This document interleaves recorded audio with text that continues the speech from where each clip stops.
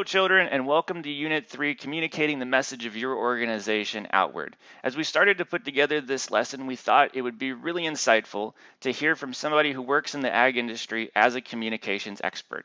And we have just such a person with us today.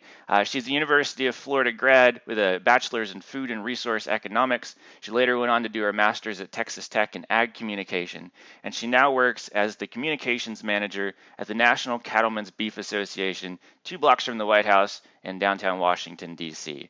Please say hello to Shawna Newsome. Shawna Newsome, you can't hear it. They're clapping for you right now. That's awesome. Thank you. Shawna, to start us off, why don't you tell us a little bit about your background, how you came to be at the Beef Association, and what your job is there? Absolutely. Okay. So like you said, I grew up in Florida. I grew up in cow-calf operation. Knew I wanted to stay within the beef industry, and so I started seeking outside opportunities. Ended up doing a couple of different internships. One was at a feed yard with JBS Five Rivers out in West Texas, which led to grad school at Texas Tech University. I did another internship here at the National Cattlemen's Beef Association at the end of my master's program, and that led me to my full-time job here, which is communications manager at this National Trade Association. All So, right. the National Cattlemen's Beef Association, just a little bit of background about that. We're the largest trade organization of cattle producers, representing all segments of the industry. So we represent our cow-calf producers like we have down in Virginia, to our big feeders in Texas and Texas, Nebraska, Oklahoma, the Midwest, to our big packers, and then also groups like Outback Steakhouse and Safeway Groceries and whatnot. So truly represent the entire industry. Wow. All right. Well, so this class, AE 3624, is a technical writing class. They have so far worked on creating resumes and cover letters. We've spent some time talking about professional correspondence. They've learned how to write business letters and memos and thank yous. We're teaching them how to not be heathens, and also how to send emails in a good way. And now we're moving into communicating the message of their organization outward. And I know that obviously with the master's degree in ag communication, you probably took some technical writing course at some point. And I'd just like for you to speak to do you use those skills daily? Like how does that help you? Absolutely. So my technical writing class was truly probably one of the most valuable courses I ever took in college. And I'm not just saying that because you've invited me to guest lecture, but it truly was, because technical writing is the foundation to to a whole host of skills that you need to be able to effectively communicate, in which you have to do in all of our jobs. Here in Washington, D.C., obviously I work just on political issues, and so everything from our policy side, and I work closely with our lobbyist, with our PAC director, who is runs the PAC, which is the finance arm, I suppose, which we help support candidates that we support to get them into Congress. Anyways, so all of the jobs here in the office all come down to being able to communicate effectively, whether you're talking to our producers, to members on the Hill, to our producers where you're trying to talk to them about political issues, whatever. It all comes down to that. Very good. I'm glad to hear it. And I the check is in the mail for that good endorsement of our program. So you mentioned you have a lot of different audiences. One of the things that we focus on pretty heavily in this course is whenever you write in different mediums, you need to take into account that you'll be trying to reach different audiences, and that may take a slightly different approach. You may change the information slightly to make it match what people want to hear and what their reading level is and knowledge level is. How do you in this sort of modern era with all these new mediums of ways to communicate, like how do you use different mediums to reach different audiences that you have? So it's a challenge. It absolutely is a challenge, and I think that you have to utilize all of them, figure out who your audience is, and talk to your audience, because So for my job, I have two different target audiences that I'm reaching daily, and one of them is our 50 to 60-year-old producers that are still out on the ranch. They're still they're still out there managing that. From technology standpoint, their level's pretty low. They're just not that savvy there. But the other half is I'm talking to Hill staff, which averages from the age of 23 to 27. So they're completely different level when it comes to technology. And so you have to use all of your mediums and make sure to try and how to communicate effectively towards them is different. So I use a lot of Facebook and Twitter and whatnot to reach the Hill, and I use a lot of longer pieces, a little bit more articles that hit home for our producers to talk to them. Gotcha. Well, you mentioned articles and press releases, and that's actually the first thing that we come to in our unit. The first thing that they'll do. I think that we get a lot of pushback sometimes from students saying that press releases are sort of behind the times. Because now we have blogs and we have social media, and what is the value of doing that? And so I'm curious, in your job, like how does that work?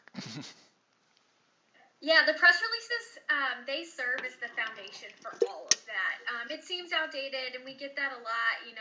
I hear it a lot, especially with, different organizations. They start talking about, press releases are outdated, or we don't need them, or it's not the same, but they are. You absolutely have to have them because they're the foundation. So they're what you come back to.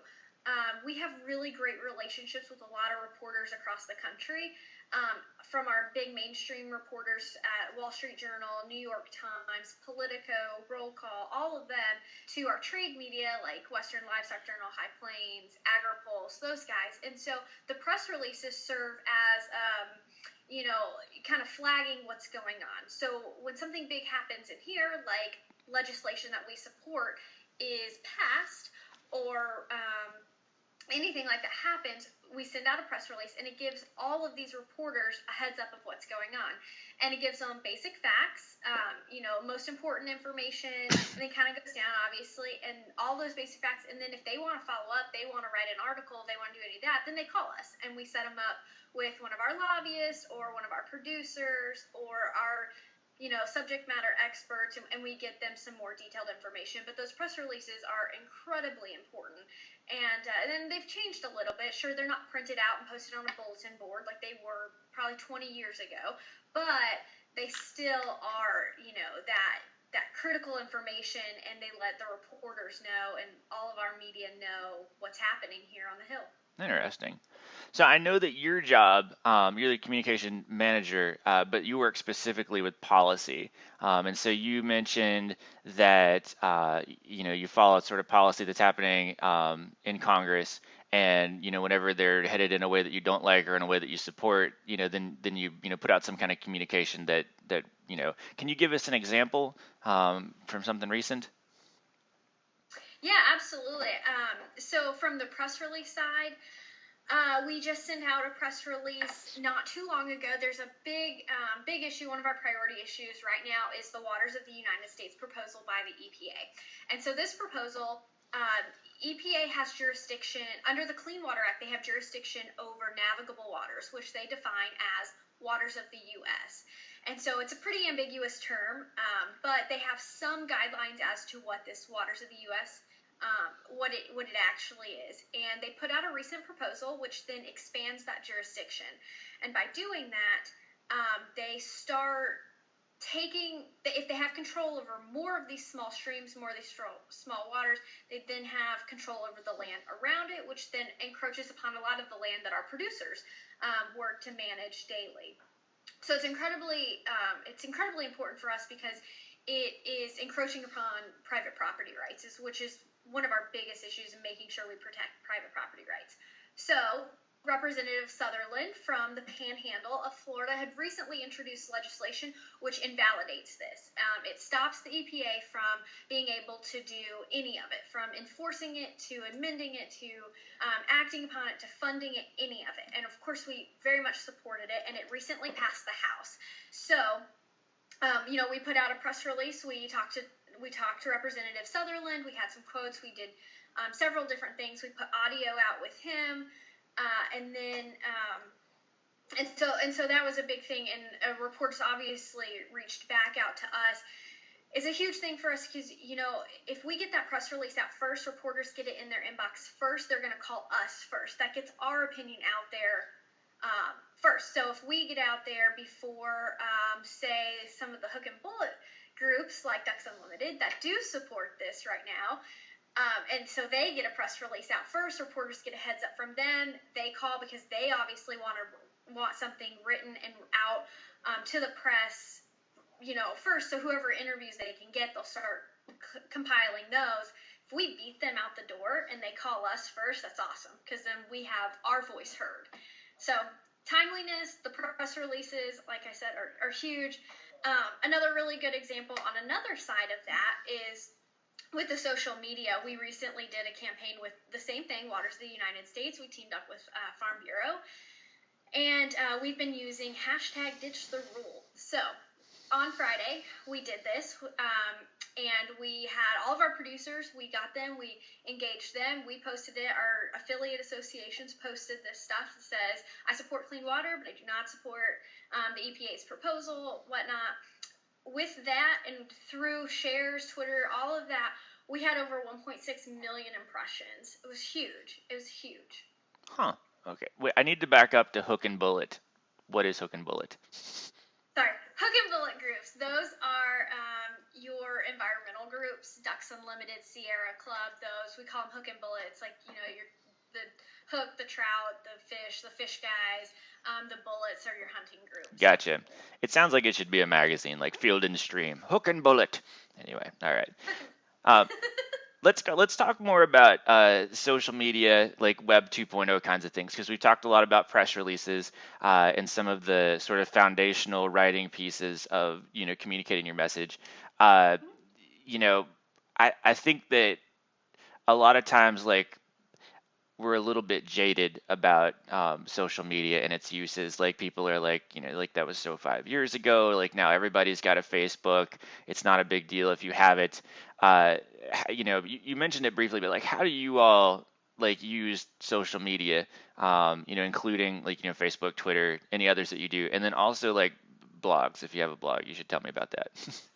Sure, sure, absolutely. So, like I said, our organization is based out of Denver, and then we are the policy arm of it. So we actually have kind of two different facets there. And in Denver, just kind of a backup here. In Denver, we run. They do they do our newspaper, which we put out. They do our TV show, which runs on RFD TV. And all of the membership things. So our membership benefits, our membership stuff. Here we do policy. So we have two different arms, and I kind of we branded ours as Beltway Beef, and that is the policy side. So we have a Facebook and a Twitter for each. For me, I use Facebook and Twitter as a tool, as a vehicle to get some information out there and to communicate with other communicators, like Hill staffers that are using that. And I think it's really important. I think you're right. It's we get a little bit jaded in that. I think if you're not using Facebook, Twitter, blog, all of that, you're behind the curve from from an association standpoint or an organization standpoint. You're behind the curve because everybody is on it.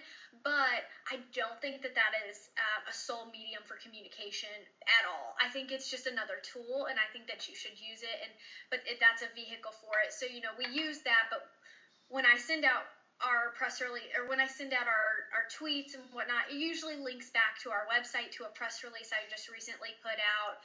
We might tag or tag a representative's handle, or add them in a tweet or whatever, but it's all relating back to something and driving them back to our website. Gotcha. Justin Bieber retweets, those kinds of things. Yeah, no, all the time. Yeah, all the time. Sorry. So uh, next question kind of feeds into that a little bit, and this is kind of a like, let's think forward thing. Like, I feel like Americans have shorter and shorter attention spans. Like, the more we get into social media, like, people don't read the newspaper like they used to. They definitely don't subscribe to it like they used to. I feel like they've been grappling with altering their business model for really, I mean, since I was in journalism school 10 years ago, that's how long it's been. But like, what do you think, as a communications person and trying to think strategically about communication for your organization going forward, like, what do you think that looks like, in 5 or 10 years? Like, how do you, like, people have so much information being thrown at them. Like, how do you break through? Like, what is do you have a plan for this, Shauna? I have a master plan. Okay, good. No, I don't. I think that's a challenge. I think it's a challenge that we have moving forward is trying to figure out how to effectively and concisely communicate to people. People are flooded with information all of the time. So how do you get your message across and how do you get your stuff read? Um, I think it's using all of the different tools that you have. It's no longer just press releases. It's no longer just a newsletter, or you can't just use Facebook, Twitter. You have to use it all, and you have to communicate those ways and use that. And so then it all boils down to having your fundamental message, and then adapting it for your different mediums and ways that you're going to get it out. And that's certainly going to be a challenge moving forward. And it's something, obviously, we have adapted to in the last 10 years or so as we pick up new online faces, new things here and there that we can do. But yeah, no, I don't know that anybody has an answer to that, but I think you have to adapt. You better adapt fast, and you better know how to communicate concisely. Very good. All right. I have to compliment you on your office. Like, I feel like this is the quintessential interview view. Like, you have like a plant. I'm not sure if it's real or not. And then you also have like cows looking on, you know?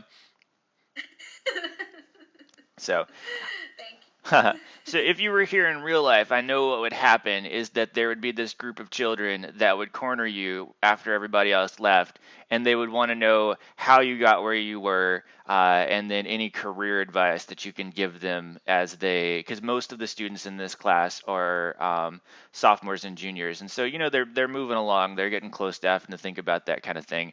What advice do you have for them, for the group of people that corner you right now? Uh, I absolutely love my job.